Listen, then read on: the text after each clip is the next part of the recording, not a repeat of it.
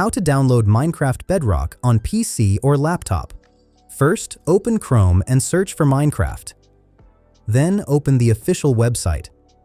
Once it loads, look at the top and click on Games. From there, you'll see an option called Try Minecraft Free. Click on it.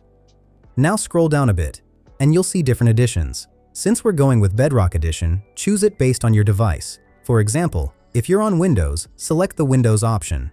As soon as you click it, a new page will open on the Xbox website showing Minecraft for Windows. Here, make sure you're signed in with your Microsoft account.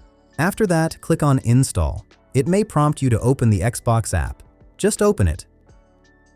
Once the Xbox app opens, you'll see the Install button again. Click on it.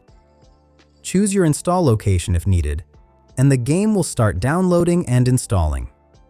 After installation, you'll see a play button. Click on it to launch the game. The first launch may take a bit of time, but after that, you'll reach the Minecraft home screen and you can start playing. Now keep in mind that this is a demo version. That means you can play the game, but only for a limited time or with some restrictions. If you want the full version, you'll need to purchase the game from the official store. That's it. If you found this video helpful, do like and subscribe.